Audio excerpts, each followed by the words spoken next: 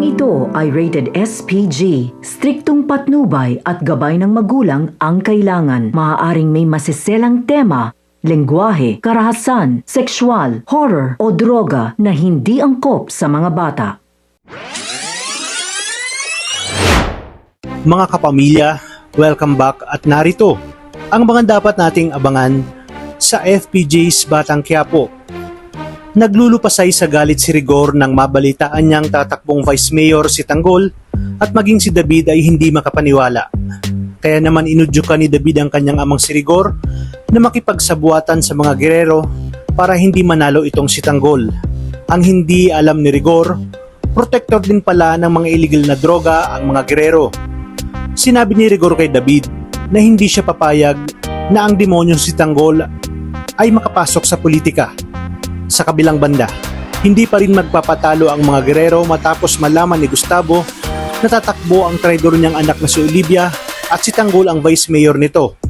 At tuluyan niya na nga pinutol ang ugnayan sa mga Montenegro at sa traidor nitong anak na si Olivia.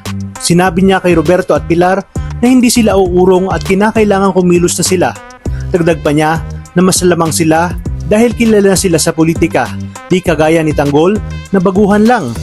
Iginit naman ni Pilar na magiging tagilid sila dahil si Olivia ang kumakalaban sa kanila. Baka ito pa ang maging ugat ng kanilang pagkatalo. Kaya pilit niyang inuudyukan si Gustavo na wag na lang tumakbo si Miguelito dahil ito pa ang tuluyang ikakasira ng kanilang pamilya. Ngunit hindi nagpatinag si Gustavo at agad silang nagtungo sa simbahan ng Quiapo upang magsimba at magpabango sa taong bayan. Habang si Tanggol naman ay mabangong-mabango na ang pangalan. Dahil siya ang lehitimong laking Maynila, nagdadalawang isip na rin ang mga tao na iboto ang mga gerero. Dahil sa mga balitang protektor ang mga ito ng droga, naisip naman ni Pilar na hanapin si Tinding upang mabawi ang lahat ng ipinamana ni Gustavo dito. Ito ang kanyang plan B sakaling hindi manalo si Miguelito sa eleksyon at mawala nga sila ng tuluyan sa politika. Alam kasi ni Pilar na lahat ng ari-arian ni Gustavo ay ipinamana nito sa kabit nitong si Tinding. Di nagtagal ay naluklok si Olivia bilang mayor at si Tanggol naman bilang vice mayor. Lahat ng partido ni Tanggol ay nanalo dahil na rin sa tulong ni Ramon. Ngunit di kalaunan ay nabunyag din ang totoong plano ni Olivia kung kaya't gusto nitong maging mayor.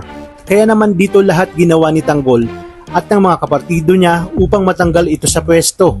Sinabi ni Tanggol na si Olivia ang isang anay na sisira sa kanila. Kaya naman dapat na itong matanggal. Kaya naman ang ending, si Tanggol ang pumilit dito bilang mayor. Ibig sabihin, lahat ng kapulisan sa Maynila at Quiapo, ang kanilang magiging chief executive ay si Tanggol.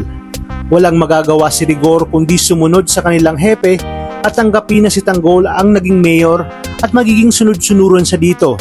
Dahil kung hindi, tiyak tuluyan siyang mawawala sa serbisyo.